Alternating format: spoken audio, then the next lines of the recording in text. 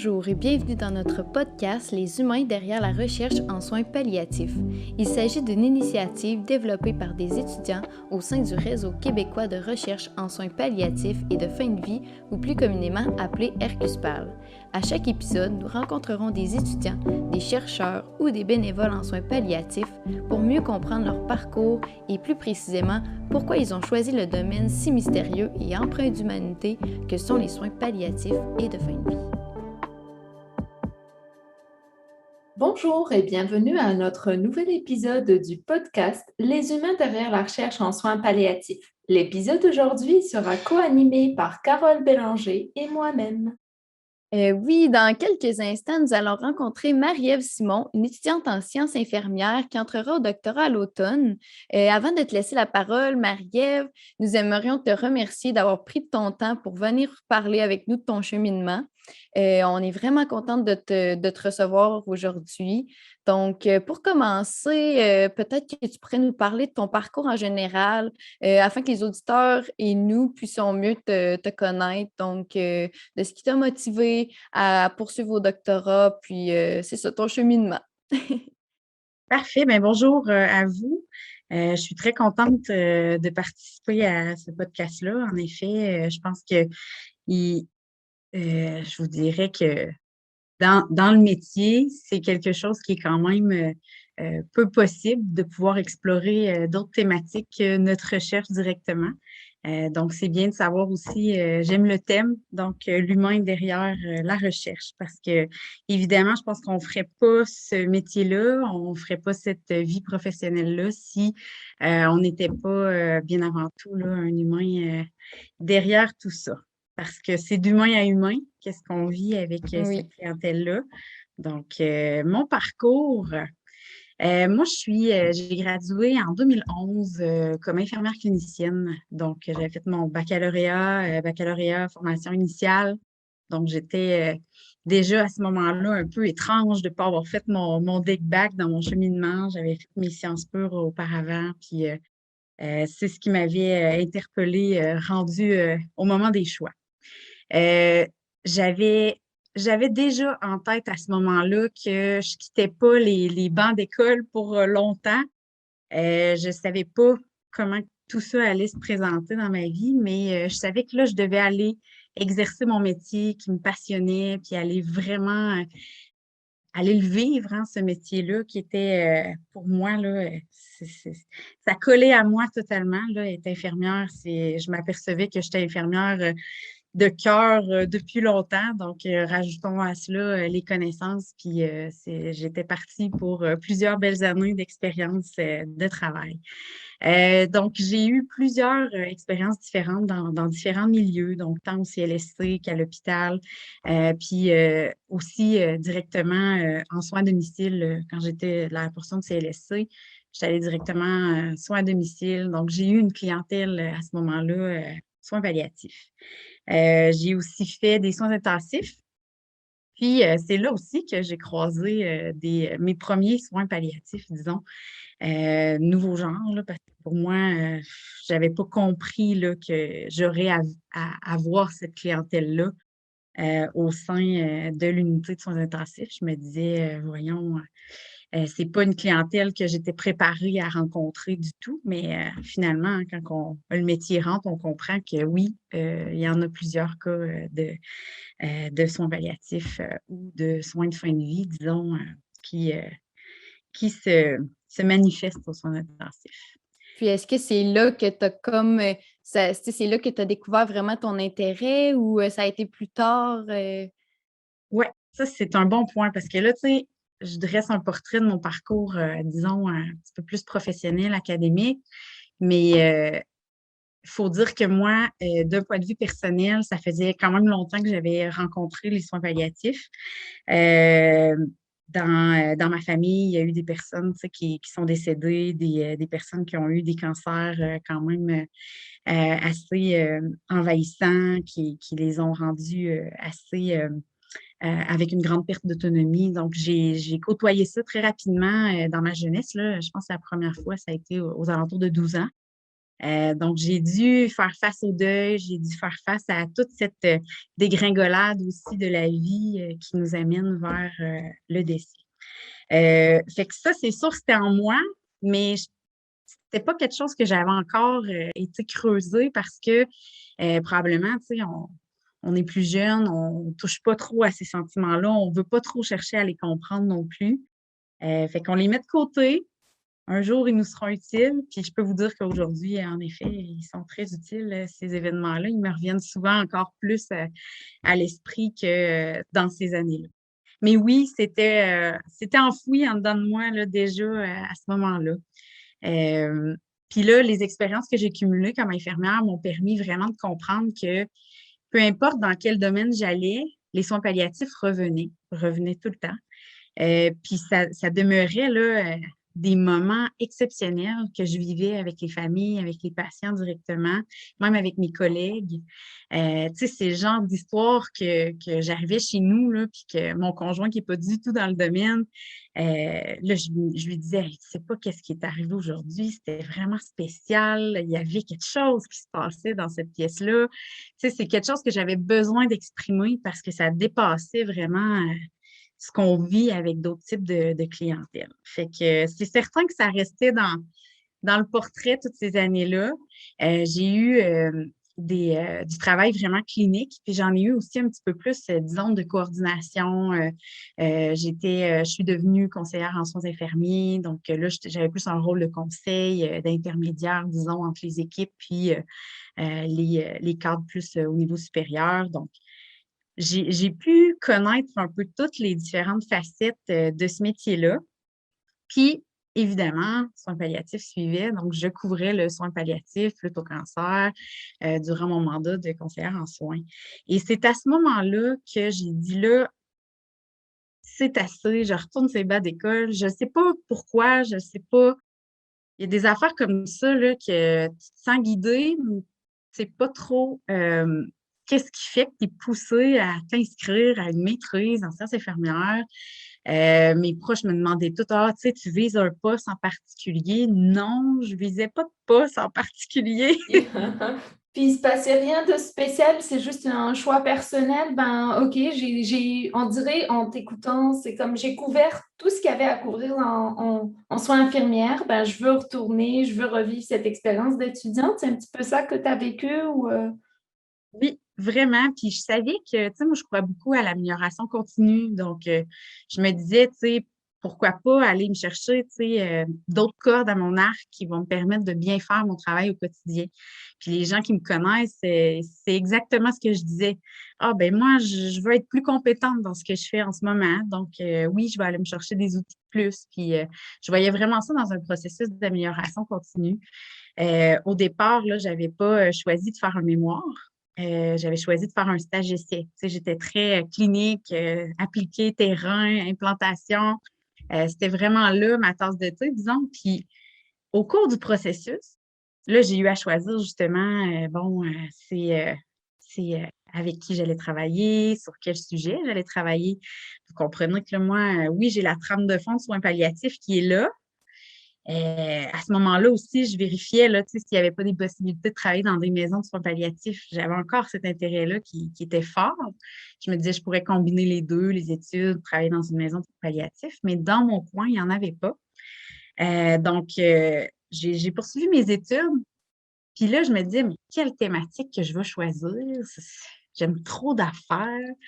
Puis c'est vraiment en voyant Diane Tapp, moi, pour moi, ça a été elle là, qui a été mon inspiration. Je l'ai vue lors d'une conférence, puis j'ai dit, oh mon Dieu, vraiment, je trouve qu'il y a quelque chose qui clique avec cette personne-là.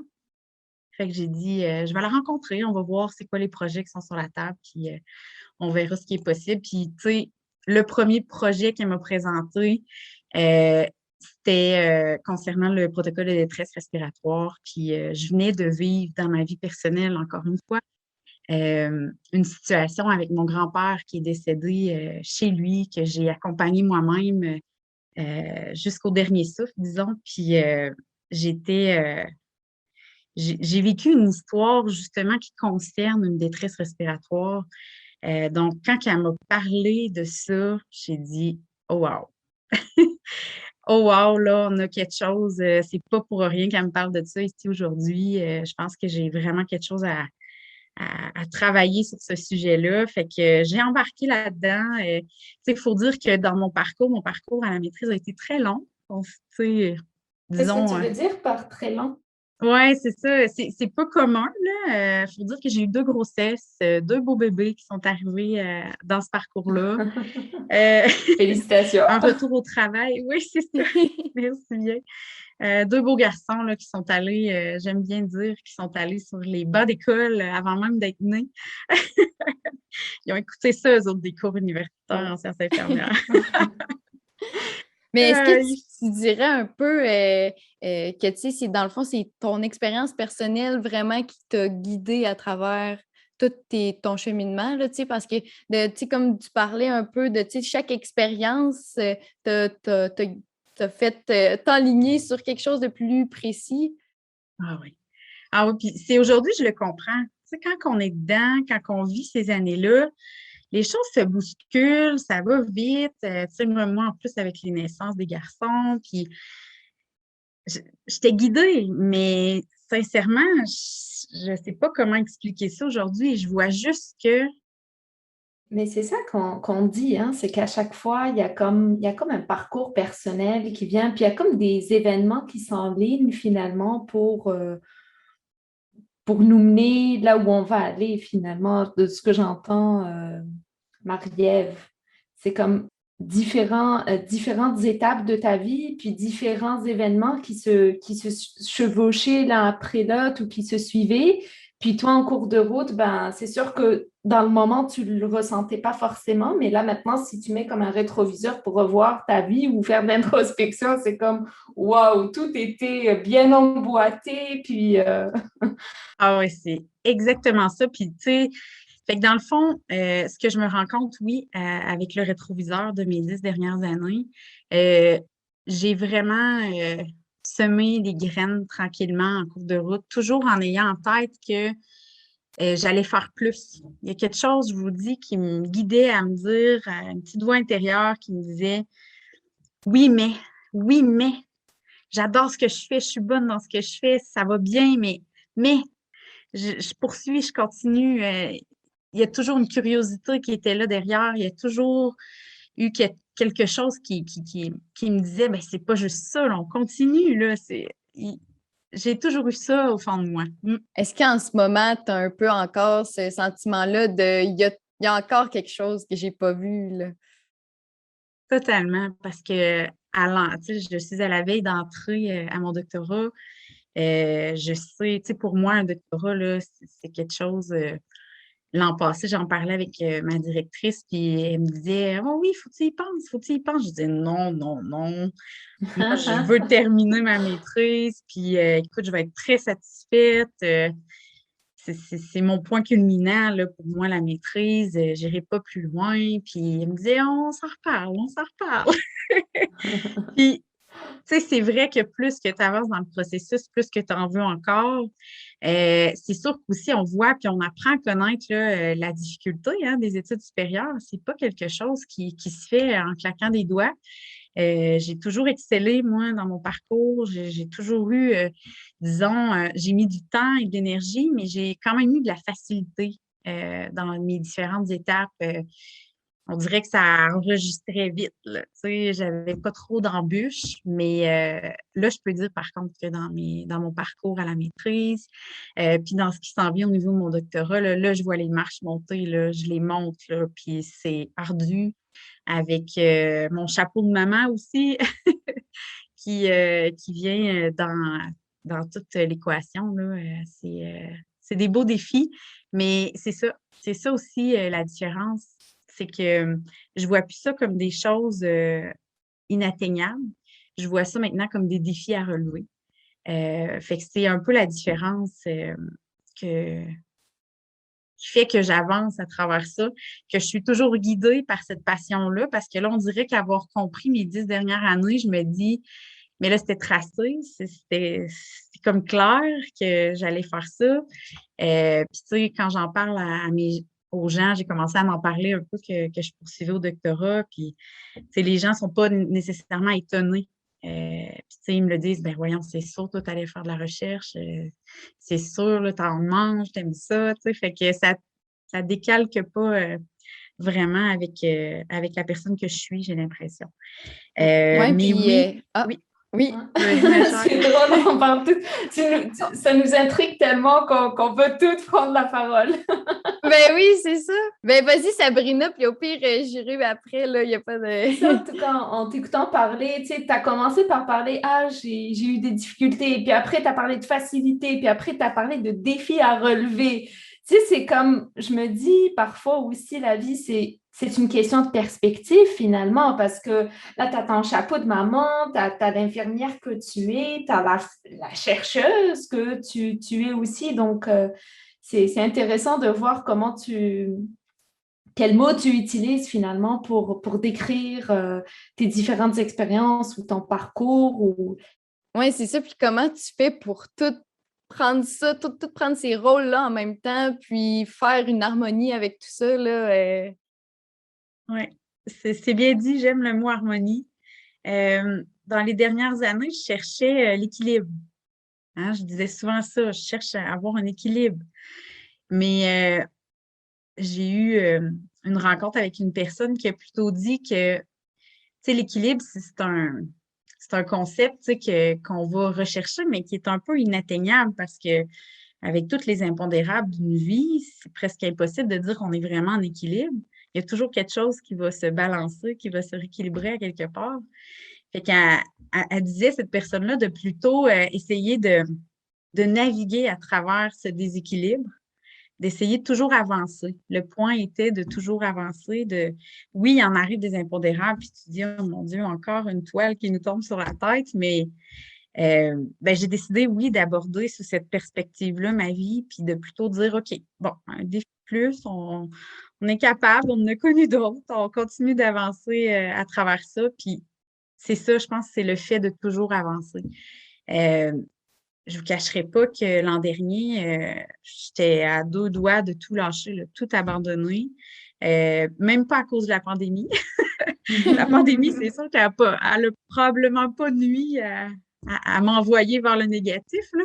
Ouais. Mais je vous dirais que, il m'est arrivé des situations personnelles dans ma santé, même à mes proches. On dirait on a tous tombé malades un après l'autre, puis des circonstances toujours plates, hein, quand on parle, puis quand on frôle le cancer, tumeur et tout ça, ben on sait, on côtoie ça dans notre milieu. Ça vient ébranler plein de projets, plein de choses qui sont en avancement, des belles idées, puis surtout des deadlines, hein, de la planification. On s'est organisé pour arriver à nos objectifs, puis des toiles qui nous tombent encore sur la tête. On se dit, bon, on n'arrivera pas. Fait qu'à un moment donné, on vit cette période de découragement-là, puis on se dit, ben là, si tu fais pour moi, on dirait que la vie nous dit, ben là, peut-être que c'est pas ta place, puis il sera peut-être temps de t'en aller vers d'autres choses maintenant, une fois que tu as découvert ça, tu sais, complète, termine-le. Mais après ça, on va essayer de songer à d'autres choses. Fait que c'est un peu dans le même lien que je disais tantôt que ma directrice me disait l'année prochaine, on va s'en reparler d'autres choses. Puis moi, je disais non, non. Moi, là, je termine ce que j'ai commencé, puis ça va être bien en masse. Mais finalement, je crois qu'elle, à sa vie, elle avait cette expérience-là de dire que justement, de se rendre au bout, ça nous permet de se dire, oh boy, mais là, c'est terminé, non? J'ai des beaux résultats, j'ai des belles données. Hey, mais on peut faire quelque chose avec ça. Je ne vais pas laisser dormir ça quelque part. Fait que oui, c'est un peu ma façon d'aborder la vie maintenant. Euh, on devient plus fort, hein, avec ces épreuves-là qu'on vit. Puis, tu sais, je le comprends encore mieux aujourd'hui après avoir vécu moi-même des situations particulières. J'en arrive à comprendre encore mieux la clientèle, hein, les gens qui vivent ça, qui reçoivent ce raz-de-marée-là. Souvent, tu sais, quand on considère que justement, il y a un pronostic d'établi, que on arrive à échéance là, de cette vie-là. Donc, c'est là que pour moi, tous les soins palliatifs prennent leur ampleur. Puis, c'est là qu'on doit travailler parce que ça fait partie de la vie, ce moment-là. Puis c'est beau, c'est très beau, contrairement à ce que plusieurs encore croient, hein. C'est encore un sujet tabou dans certaines zones du Québec, on va dire ça comme ça. Mais vraiment, je crois que ça fait partie du processus de vie. Puis, tu sais, je t'entends parler et tu nous parles de soins palliatifs, c'est beau, puis c'est des sujets tabous, mais je t'entendais aussi parler de ton parcours, puis j'ai envie de dire que d'avoir des doutes dans nos parcours universitaires, ça aussi, c'est des sujets tabous, puis on peut en vivre, mais on n'en parle pas généralement. Donc, je vois comme un lien entre les soins palliatifs puis les parcours universitaires. Puis toi, là, l'année dernière, tu le disais, tu n'étais pas du tout rendu à faire un doctorat, c'était plus boucler la boucle, finir ce que j'ai commencé. Il y a comme une fierté personnelle de finir ce qu'on a commencé, mais non, non, non, on ne me parle pas de me projeter encore dans une autre étape. Et finalement, on te parle une année plus tard et tu es rendu à cette étape. Et oui. Ah ouais, ouais, vraiment, c'est étonnant, ça nous transforme. Tu sais, moi, j'ai vraiment goûté à toutes les étapes là, de mon processus de maîtrise. Puis, tu sais, je pense que justement, de ces expériences-là, ben, j'en ressors, tu sais, plus forte que quand j'ai commencé. Euh, j'ai eu toutes sortes d'embûches, de collecte de données à analyser, de statistiques. C'est wow, là, j'avais une énorme marche à monter, puis je suis encore en train de la peaufiner, cette marche-là, parce que je pense qu'en effet, il y aura toujours place à amélioration dans ces volets-là. Mais oui, là, ça me donne la force, toutes ces expériences-là, de continuer. Puis, ce qui a fait probablement une belle différence dans cette année-là, c'est que là, on s'est mis à faire des rencontres par Zoom. Hein. Avec la pandémie, on ne pouvait pas se voir directement sur le lieu.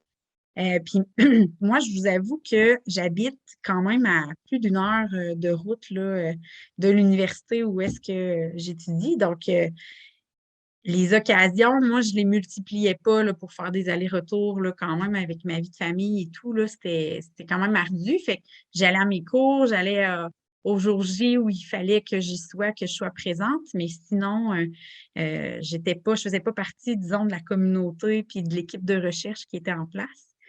Euh, et là, tiens, la pandémie est venue m'aider là-dessus parce que moi, j'ai comme brisé mon isolement, j'ai comme réussi à avoir un partenariat avec l'équipe qui était inexistante pour moi auparavant parce que je me limitais beaucoup juste aux rencontres en présentiel.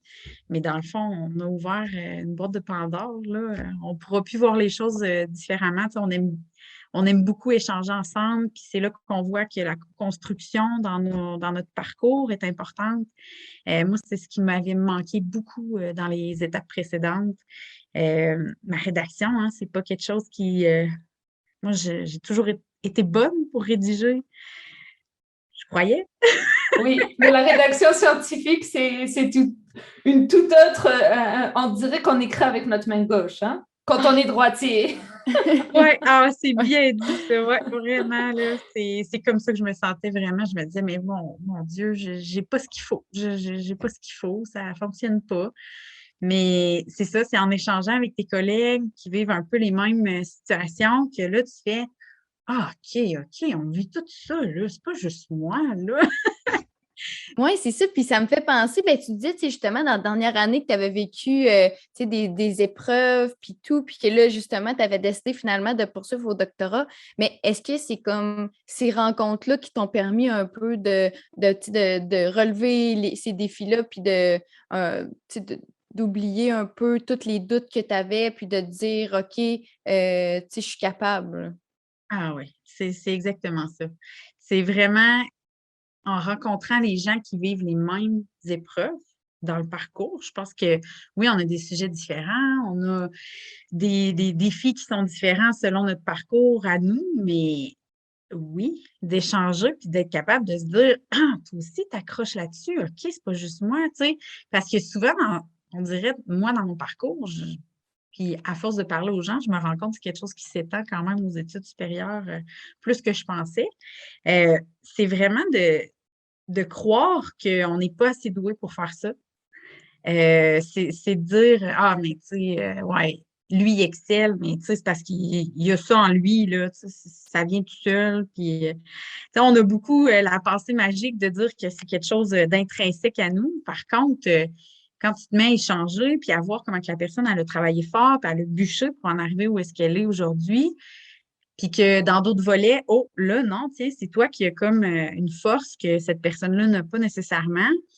Là, tu fais OK, mais dans le fond, tu sais, je pourrais y arriver moi aussi en mettant les efforts puis en travaillant dans ce sens-là.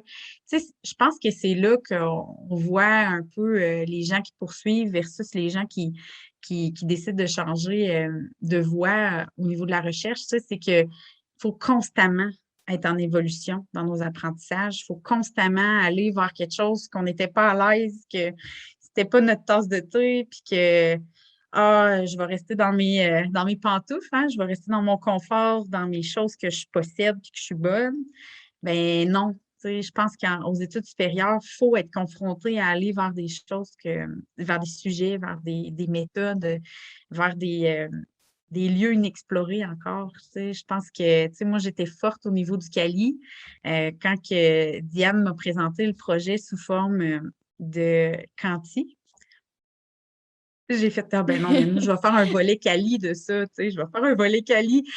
Ben, elle m'a dit non, tu sais, je pense qu'on est vraiment rendu à avoir du quanti dans ces données-là. Puis, OK, t'es en train de me dire qu'il faut que je m'en aille là-dedans, tu sais. Oh! Mais aujourd'hui, je suis tellement contente, là. Je veux dire, je la remercie très souvent là, de m'avoir permis de sortir de ma coquille, hein, j'appelle ça comme ça, sortir de nos pantoufles, aller dans une zone inexplorée. Puis ça nous apporte beaucoup de nouvelles compétences, puis ça augmente nos possibilités par la suite. Là. Fait que non, vraiment, moi, c'est le message que je pourrais dire aux jeunes qui débutent en recherche ou qui se questionnent. Tu sais, c'est vraiment là la clé. C'est qu'il ne faut pas avoir peur d'être moins bon, puis d'être capable de le nommer, d'être très humble par rapport à ça, puis tu sais, d'avoir cette connaissance de nous aussi, c'est important. Faut pas se lancer dans un défi en se disant ah oui, mais j'ai tout ce qu'il faut. Puis au contraire, c'est plus dangereux de faire ça. En tout cas, dans mes expériences, c'est plus dangereux de faire ça. Ah, on verra comment ça va, je vais y arriver. Non, on est mieux de faire un pas de recul puis de se dire bon, là, c'est vraiment dur ce qui s'en vient. J'ai-tu ce qu'il faut? J'ai-tu bien préparé ce chemin-là? Est-ce que je pourrais pas ajouter des éléments pour m'aider? Peut-être hein, des ressources supplémentaires, des outils de plus. Est-ce que je pourrais pas prévoir plus de temps? Hein? Pas me mettre dans un échec face à la situation. Fait que c'est un peu tout ça que j'ai appris à négocier dans la dernière année. Il n'y a rien de parfait, hein? C'est en évolution constante, mais là, je me sens plus outillée pour affronter le projet que je vais entamer dès l'automne, avec des deadlines serrés. C'est ça, puis, ouais, puis j'ai envie de dire, les études supérieures, c'est aussi un processus cognitif qui évolue, dans le sens où on ferme notre ordi, mais il faut le vouloir aussi, mais notre cerveau, il continue. Là, moi, j'ai l'impression de tout le temps penser à mon projet de doctorat. Puis... Donc, c'est sûr que c'est un processus qui évolue, puis c'est une réflexion, un cheminement aussi qui continue à faire son chemin. Même quand on ne travaille pas, quand on n'est pas en face de notre ordi, disons. Exactement. Puis parfois, là, j'étais en vacances récemment avec ma famille, je suis au bord de la plage, les garçons jouaient. Puis là, j'ai fait ah ouais, à moins que je fasse ça comme ça. Hey, j'étais pas du tout en train de penser à mon projet, mais là, j'ai eu comme un flash dans un dilemme ou c'était une impasse au niveau de ma rédaction, puis je savais pas comment faire la transition entre les deux sujets. Puis là, tout à coup, quelque chose qui m'est apparu. Et là, j'ai voulu trouver un ordi assez rapidement. Je me suis pris des notes dans mon cellulaire. Mais bon, une fois que j'ai mis ça sur papier, là, j'ai dit je retourne à mes vacances. Là. Mais oui, c'est vrai ce que tu dis, Sabrina. En effet, c'est. Puis tu sais, même dans mes premières ébauches que je recevais ma correction, Je me dis, oh mon Dieu, j'y arriverai jamais. As-tu vu tout ce qui est à corriger? Ça n'a pas de sens. Puis il y a des affaires que je comprenais pas non plus, puis que je me disais, ben voyons, j'y arriverai jamais. J'aurais jamais pensé faire ça de même. Mais voyons. Mais de fois en fois, bon, il y en a toujours à améliorer. Là. Ça, c'est un processus interminable d'amélioration. Mais il reste que, ah, des affaires que, ah oui, ça, là, je ne l'oublierai pas, je vais le faire comme ça à l'avenir. Ça. Puis tranquillement, ça se met en place. Puis c'est en travaillant aussi avec les autres que là, des fois, on se fait de la correction entre nous, entre les pairs, pour s'aider un peu à avancer dans des bouts plus difficiles. Puis là, tiens, je suis capable de nommer des choses dans les travaux des autres que moi-même, je me suis fait renoter avant. Fait que là, tu sais, c'est là que tu vois qu'il y a quelque chose qui se construit, là. Oui, puis en disant ça, ça me fait penser parce que ça, c'est une des choses que je pense que j'ai le plus entendu, puis je ne suis pas rendue au doctorat encore, mais le fait que la correction, tu sais, quand tu t'envoies tu sais, ta première ébauche, là, puis là, il y a plein de corrections, puis là, tu te dis, mais mon Dieu, mais je suis donc ben poche, là, tu sais, est-ce que c'est, tu sais, est-ce que j'avais vraiment les compétences pour le faire? Mais il y a une phrase qu'il y avait quelqu'un qui m'avait dit, puis j'ai comme enregistré, là, elle m'avait dit, si quelqu'un a pris la peine de mettre des corrections puis des commentaires, c'est parce que ton travail a du potentiel. Et voilà. C'est bien dit, ouais. Ça, je trouvais que, tu sais, ça venait vraiment, ouais. Vraiment, là, ça, c'est à retenir. Je pense que on est tellement dur avec nous-mêmes. Je pense qu'il y a beaucoup de ça. C'est pas pour rien qu'on est rendu où est-ce qu'on est dans notre parcours. C'est qu'on veut, hein, puis on, on travaille fort pour arriver où ce qu'on en est. Puis souvent, c'est ça que je vous disais qui clashait un peu avec mon parcours avant les études supérieures. C'est que, tu sais, moi, d'habitude, je travaillais fort, là. Je travaillais très fort, mais j'arrivais tellement à des résultats, fait que je me disais, bingo. Là, je travaille 4 fois plus fort, puis j'arrive pas au résultat que j'arrivais auparavant, là. Pas du tout, là. Mais il y a quand même une évolution qui se fait en cours de route. Fait qu'il faut apprendre à être plus doux envers nous-mêmes, là, vraiment. Il faut apprendre à se dire, bon, là, cette fois-ci, on a appris d'autres choses. On va évoluer à travers ça.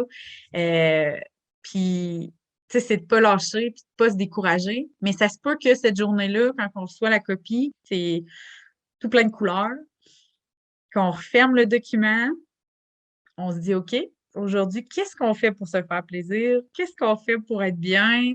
On va être doux avec nous-mêmes. Tu sais, il y a des processus comme ça qui sont arrivés dans le parcours, là, dans mon parcours à moi, puis je suis certaine qu'il y en a plusieurs qui vivent la même chose. Là, je pense que quand on a des coups durs comme ça, là, ça frappe un peu notre ego, on dirait, quand on a des retours comme ça, puis qu'on se dit non, là, cette fois-ci, je l'ai, là, ça va marcher, puis non, ça retourne avec autant de corrections que les fois précédentes. Euh, mais wow, tu sais, c'est une belle construction qu'on est en train de faire. Puis c'est là qu'on voit le niveau aussi là, qui est à atteindre. Puis, tu sais, à place de voir qu'est-ce qui a été pas correct, bien justement, j'aime bien ce que tu as dit. C'est que justement, si quelqu'un s'est penché là-dessus, c'est que ça avait du potentiel, on pouvait avancer là-dedans. Puis moi, ce que ma directrice me dit toujours, c'est que si tu as des pages blanches, parce que c'est pas encore assez travaillé. Fait que c'est un peu dans le même sens que ce que tu dis. Tu sais, s'il y a plein de couleurs, c'est parce que là, elle est rendue dans le pointu vraiment à corriger, puis là, il y a quelque chose qui se tient, tu sais. Fait que c'est bon. C'est à transmettre à tout jeune chercheur. Puis tu sais, je t'entends parler, puis tu nous partages comme ton expérience, ton parcours, comme les points, si on veut, des conseils que tu es en train de partager, entre autres, mais si tu pouvais parler à la jeune chercheuse, à la jeune clinicienne que tu as été, quel message aimerais-tu lui transmettre? Wow. Dur à résumer, hein. Il y aurait tellement de choses que j'aimerais dire. En quelques mots. Ouais, je vais essayer de synthétiser mes pensées. C'est d'être guidé, de continuer d'être guidé par cette voix-là intérieure, tu sais. Quand on entend quelque chose, là, puis qu'on le fait, selon moi, pour les bonnes raisons, donc les raisons qui sont propres à chacun, tu sais. on a toutes nos bonnes raisons. Ben, ça va de soi. Tu sais, ça va de soi, faut pas lâcher, puis il faut faire confiance au processus. Tu sais, moi, je pense que si quelqu'un m'avait dit dès le départ, là, Marie-Ève, ça va être ardu, ça va être une expérience de vie inimaginable, parce que je ne pouvais pas m'imaginer tout ce que ça allait demander dans tous les volets de ma vie. Mais ouais, je lui aurais dit, tu sais, fais confiance au processus. Tu sais, les marches, tu vas les monter sans que ce soit écrit nulle part. Tiens, tu viens de monter une marche, tu sais. Le processus se fait, mais il ne faut pas lâcher. Il faut continuer. Il faut garder une rigueur là-dedans, tout en ayant un équilibre. Tu sais, c'est ce que j'ai pas fait, je pense, en début de parcours. Puis je l'aurais fait probablement bien avant. Si, tu sais, là, la vie m'a amené d'autres événements qui m'ont permis de comprendre ce que je ne comprenais pas depuis 10 ans. Mais ouais, si je pouvais parler à cette jeune-là, là, cette jeune infirmière clinicienne qui débute, ben, je lui dirais, tu sais, prends plus soin de toi. Sois plus douce dans ce processus-là. Puis, tu sais, quand je vais dire quelque chose de très concret, des fois, il faut remettre quelque chose absolument, absolument. Puis, on a tant d'heures, là, tu sais, on est rendu à compter en heures avant le deadline. Puis là, on se dit, là-dedans, il faut dormir, il y a d'autres choses à faire là, Faut dans vivre, ces faut heures-là. manger, faut... Oui. Parce que ça va jusque-là, tu sais, on s'oublie parfois dans tout ce processus-là. On oublie de justement manger, faire nos besoins, relaxer, prendre soin de nous, se divertir, faire des activités physiques. On oublie toutes ces portions-là parce que on tasse ça, il reste en d'heure, là, ça ne rentre plus dans le temps d'heure. Mais au final, moi, pour avoir expérimenté plein de choses, j'ai encore des rechutes, là. C'est un processus en évolution, mais je m'aperçois que quand je suis fatiguée, il faut que j'aille dormir. Ouais. Quand j'ai faim, j'arrête puis je vais manger. Quand j'ai goût de bouger parce que je suis toute endolorie de ma position à l'ordinateur, je sors dehors, je vais prendre une marche. Parce que ça va être plus productif que si je reste et que je persiste, puis non, il me reste 30 heures, il faut que je continue. Parce que là, l'angoisse va monter, l'anxiété va augmenter, puis là, on va devenir complètement dysfonctionnel. Puis tout ce qu'on va mettre sur papier, ce qu'on va faire comme travail, il va falloir repasser parce que on n'aura pas été efficace dans ce qu'on a fait. Fait que, ouais, ça, quand je me sens fatiguée, maintenant, je vais me coucher. Je dors. Il faut que je dors. Puis en gros, tu es en train de nous dire de nous Ah, écouter soi-même, puis de respecter nos limites finalement. Parce que la ouais. recherche, il faut l'admettre, c'est lent. Donc, Oui, puis tu sais, autant... on peut pas dire on vit un rythme de vie, tu sais, parce que quand on est rendu au doctorat, ça fait quand même plusieurs années qu'on vit ce rythme de vie-là. Fait que si on se dit qu'on dort pas, qu'on dort à moitié un peu, puis qu'on mange quand on a le temps, tu sais, on peut pas rester sur ce rythme-là tout le temps, là, tu sais, on va juste à un moment donné tu sais, tomber. Exact. Puis, tu sais, là, il n'y a plus personne qui nous impose vraiment ces limites-là. En tout cas, moi, tu sais, je suis en train de préparer mon doctorat, puis c'est moi qui me les impose, les limites. C'est moi qui me dis, bon, ben cette session-là, il faut que je rentre ça. C'est moi qui deviens ma chargée de projet, tu sais. Fait que, tu sais, je me dis, si moi, je me mets pas ces limites-là, puis si moi, je circonscris pas de manière à prendre soin de moi, mais là, c'est qui va le faire, là? Il n'y a pas personne d'autre que moi qui peut décider de ça. Fait que, il faut avoir appris à travailler un peu avec nous-mêmes puis à se challenger pour passer à travers de ces processus-là. Moi, parce que tôt ou tard, c'est ça. Quand on ne comprend pas quelque chose, la vie nous permet de le comprendre d'une autre façon. Oui, puis, tu sais, justement, quand tu parlais de ça, est-ce que tu penses que ça rend la tâche plus difficile, justement, de ne pas avoir personne pour te donner des deadlines?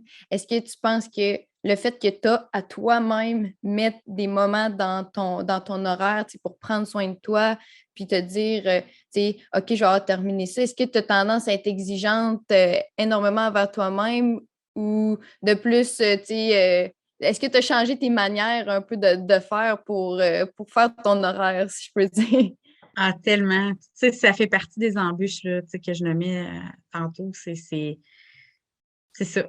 C'est vraiment de réussir à mettre les choses en perspective. Puis, tu sais, quand je dis que c'est ce que je voudrais dire aux jeunes, c'est que c'est souvent qu'il faut le vivre, ce processus-là, pour l'intégrer, puis se dire, OK, là, c'est parce que si on ne le comprend pas là, ça va être long, une vie de chercheur.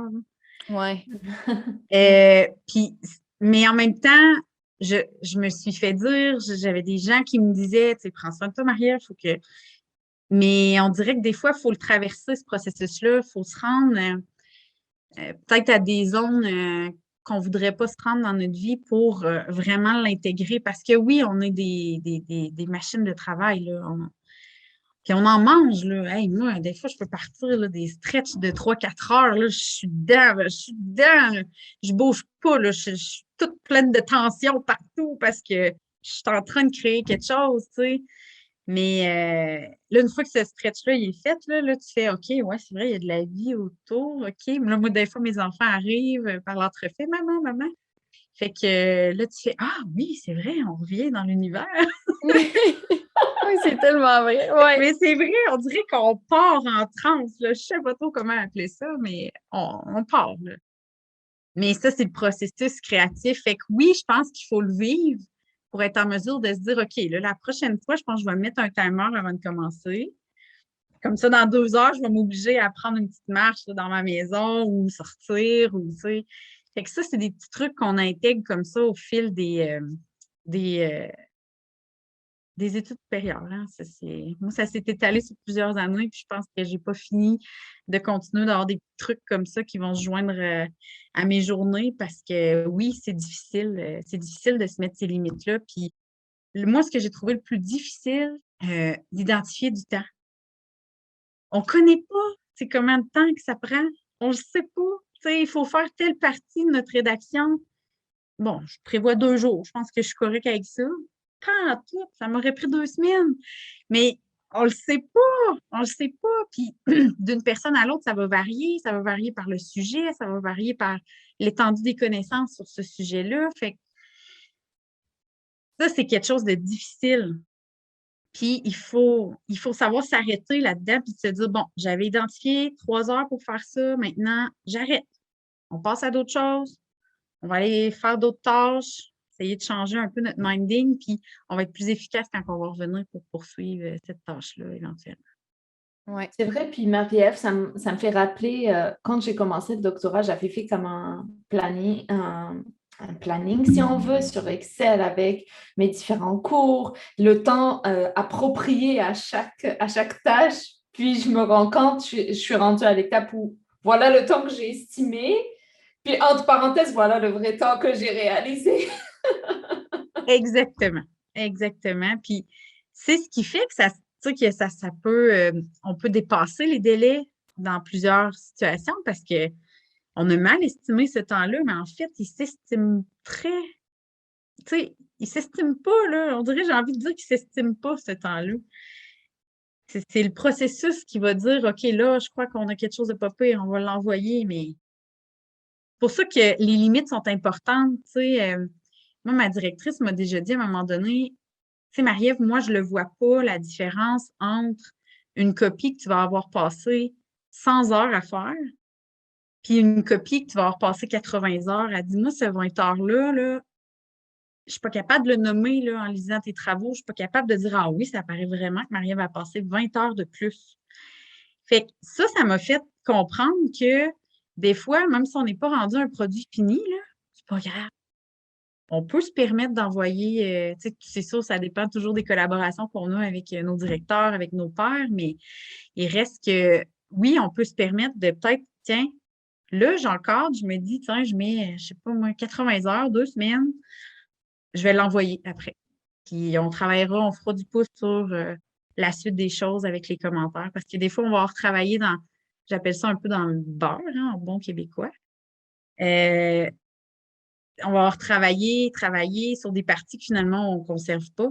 Parce qu'après avoir fait une première lecture, là, on se rend compte que non, finalement, c'est pas tout à fait dans la bonne visée qu'on avait en tête. Et qui est dur à estimer le temps par rapport à tous ces allers-retours-là qu'on peut faire dans un processus. Là, je parle de rédaction, mais tu sais, ça peut aller avec toute l'élaboration d'un projet aussi, là. Oui, puis on sait aussi que le temps est précieux, rendu aux études supérieures, puis même avant ça, mais on le réalise plus rendu à cette étape-là. Ah oui, vraiment. Puis, tu sais, moi, avec la vie familiale, je tiens à rajouter que ça se fait. Tu sais, moi, je voudrais aussi que les gens sachent que c'est pas facile, mais il reste que de ne pas se mettre ça comme embûche dans une vie. Tu sais, si c'est quelque chose qui fait partie des projets d'avoir des enfants, puis que la vie fait qu'on en est rendu là dans notre processus, puis que là, on a nos études, puis qu'on se dit, ah non, non, j'y arriverai jamais tout ça ensemble, ben ça se fait. Ça se fait, mais ça prend beaucoup de discipline. Puis, il faut accepter aussi que les délais se rallongent. Mhm. Puis que non, notre planning du début, il va complètement prendre le bord. Parce que c'est sûr qu'on n'arrivera pas à travers ça. Puis, tu sais, on ne choisit jamais, c'est quand la nuit que nos enfants sont malades ou que, tu sais, on a plein d'impondérables qui se rajoutent, c'est sûr, mais, tu sais, quand je regarde mes garçons grandir, puis là, les autres ils savent que maman travaille à l'université, là, ils disent comme ça. Moi, je les ai appris que je travaillais à l'université. Fait que là, les autres, là, tu sais, ça fait partie de leur imaginaire, ça fait partie d'un processus. Maman travaille, tu sais, pour quelque chose. Puis c'est concret, ils me voient y faire, là. Ils voient quand même que c'est où que je travaille. Puis quand je disais que j'étais infirmière, je ne savais pas pantoute c'est quoi je faisais, là. Fait que non, il y a quelque chose de beau aussi de les voir grandir là-dedans. Puis ils vont avoir d'autres pères, eux autres, par rapport à ces études-là. Oui, c'est ça. Puis si je pourrais terminer là-dessus, justement, ça reprend un peu notre titre de podcast, Les humains derrière la recherche en soins palliatifs. C'est que, tu sais, je pense que aussi les personnes qui t'entourent, tu sais, durant ton doctorat, justement, directeur, directrice de recherche, peuvent aussi comprendre ces situations-là, tu sais, si, exemple, ton enfant, un soir, il n'a pas dormi la nuit, puis que là, le lendemain, tu sais, c'est plus difficile, mais je pense que, tu sais, justement, l'humain derrière ça peut comprendre aussi que c'est des situations qui peuvent survenir, là, sans notre contrôle. Exactement. Puis, tu sais, c'est de les nommer, hein. C'est pas d'essayer de trafiquer ou, tu sais, de passer une nuit blanche pour essayer de rattraper le temps perdu, là. Je veux dire, tôt ou tard, ça va nous affecter davantage. Puis, on n'aura pas eu cette transparence-là avec la personne qui attend ces délais-là. Fait que, moi, je suis rendue, j'ai jamais été autant authentique. Je pense que je l'ai toujours été, mais là, c'est ça. Je suis un livre ouvert. Les gens, ils savent, quand j'ai eu une mauvaise nuit, je suis capable de le nommer. Puis, tu sais, ça n'empêche pas que je suis capable de produire et de travailler quand même, mais il y a une meilleure compréhension de la situation de part et d'autre. Merci infiniment, Marie-Ève, d'avoir ouvert, tu parles d'un livre ouvert, mais tu nous as ouvert ton cœur aujourd'hui. Puis merci infiniment d'avoir partagé ce beau parcours avec nous. Merci beaucoup d'avoir écouté cet épisode de notre podcast Les humains derrière la recherche en soins palliatifs. Soyez des nôtres pour notre prochain épisode pour découvrir d'autres humains inspirants. Bonne journée.